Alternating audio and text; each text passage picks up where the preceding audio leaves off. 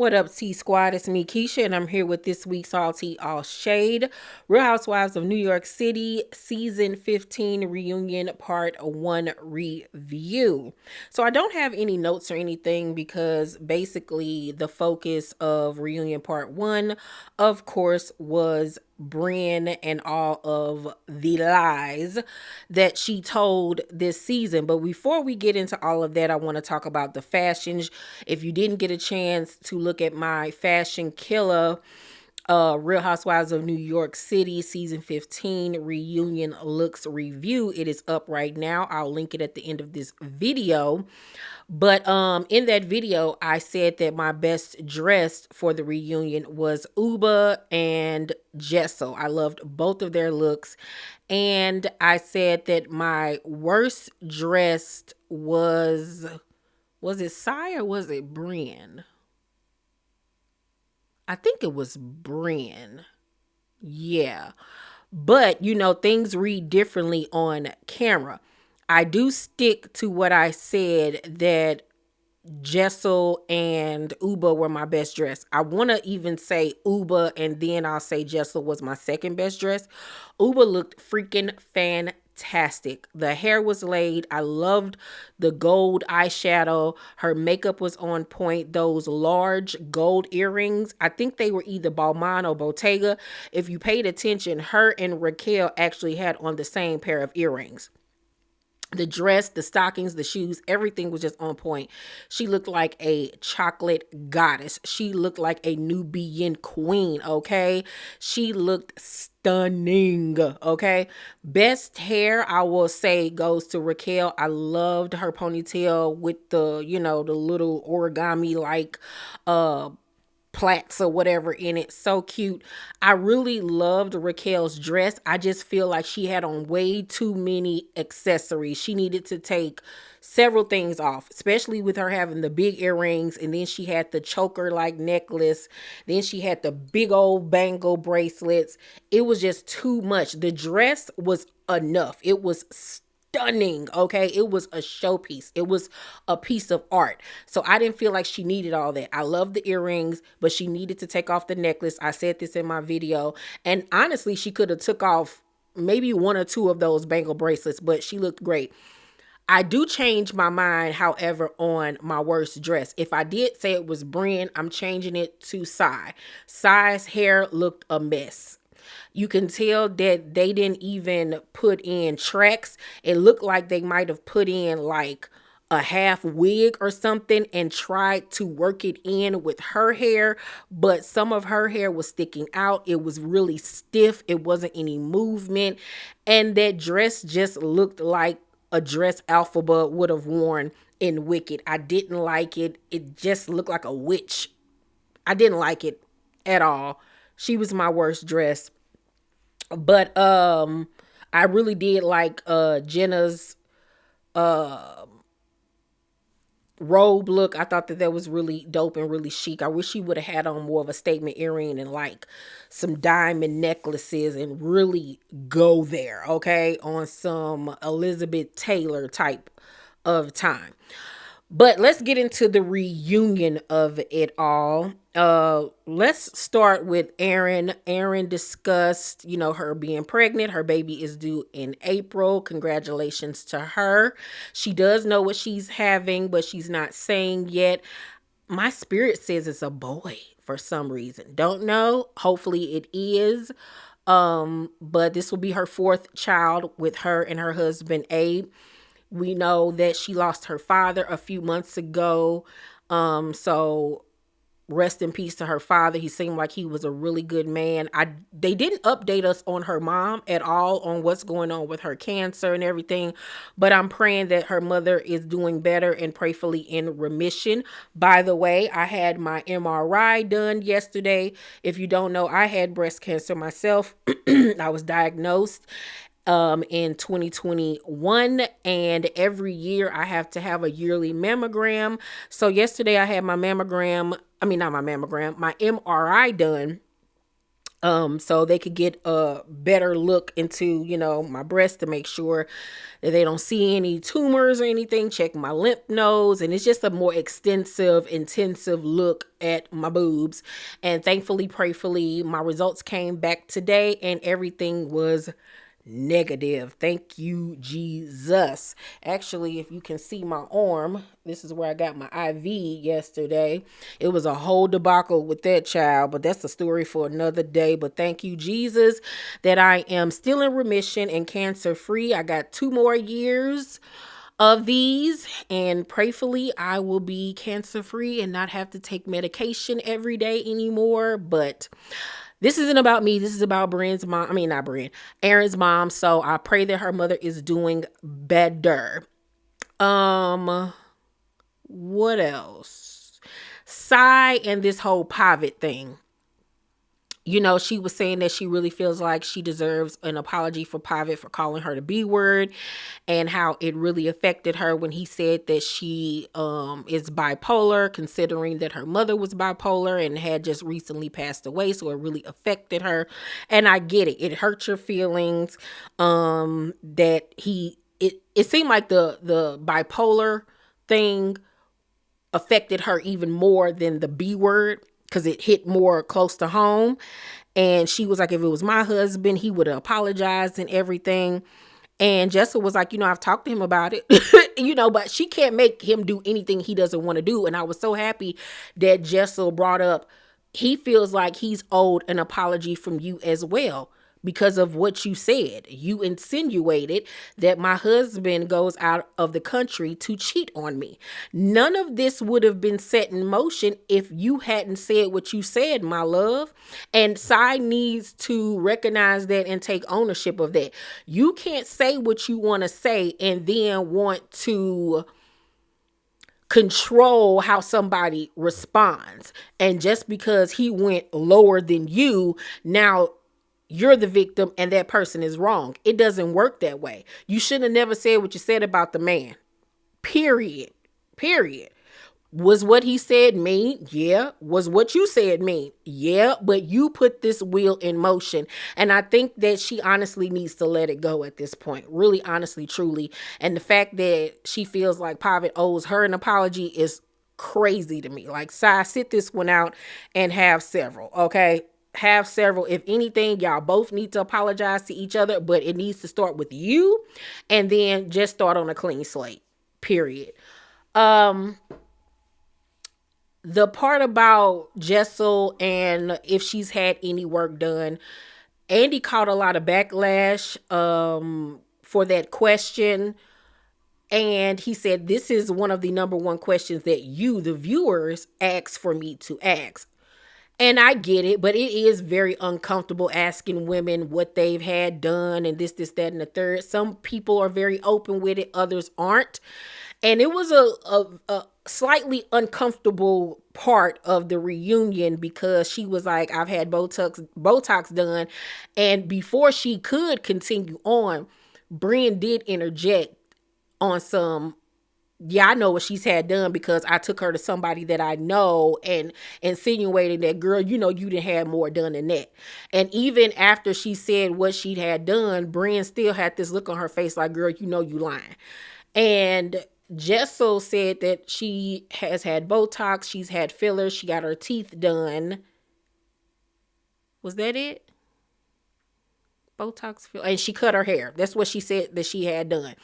I don't see where she would have had anything else done. And she lost a little bit of weight, I want to say, maybe 5 or 10 pounds from last season. She just looks a lot better. I think whatever she did, the upgrades are really, really good. I think that Jessel looks beautiful.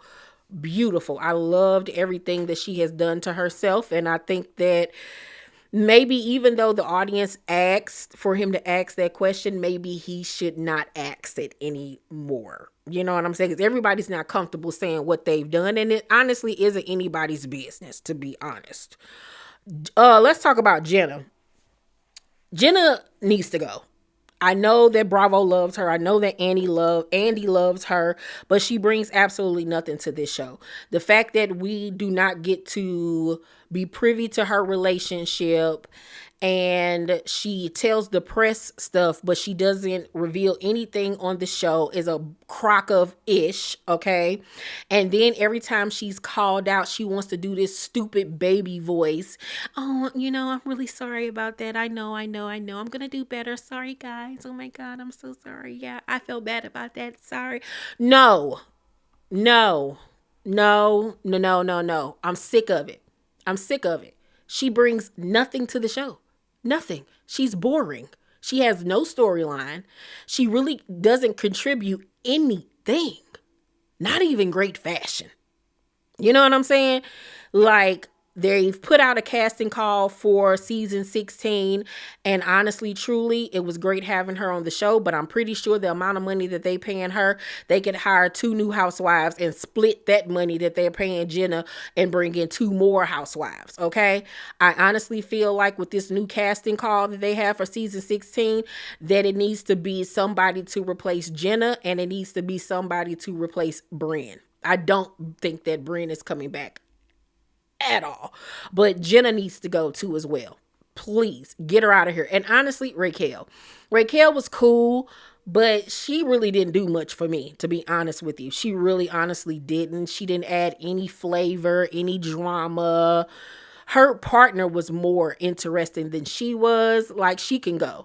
I think honestly, truly, keep Aaron, keep Sai, keep Jessel, and keep Uba. I don't know. I want them to do a casting call to bring some fresh blood in, but I also feel like, and I've said this 50 million times, that they need to bring some of the OGs back. Like, can we please do that? Please. Now let's get on to the Brynn of it all. Brynn is a dodo bird. Brynn is cuckoo for Cocoa Puffs. Brynn needs Jesus, the Holy Ghost Spirit, bless all, prayer, a psychiatrist, counseling, a nap, a good meal, honey. She needs time off. She needs sick days. That lady is crazy, okay? It was wild to me when, before the reunion even started and she was backstage getting ready, and she went into Jessel's room and said, I think it's going to be okay, don't you? And Jessel was looking at her like, you think it's going to be okay? Like, have you watched everything? And she was like, no, I'm still watching now. You lived through it. Like, you shouldn't have to watch anything. And the fact that she came into the reunion, which was filmed, about a month ago, thinking that everything was going to be okay.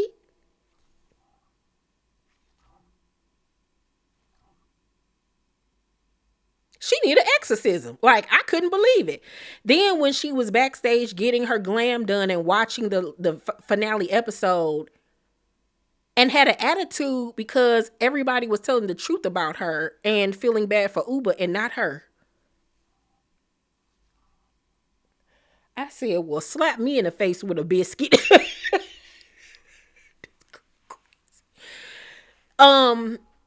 The part on stage when she was talking about her being essayed, and she revealed that it was someone she went on a date with, that she sees this person, but there's really no point in her trying to file charges because it was too late. She didn't go the same day to the hospital to do a grape kit or anything like that. So at this point, it would be her word versus this person's word.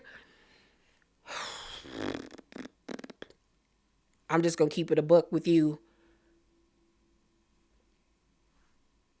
With her history, I just don't know if I can believe anything that comes out of her mouth.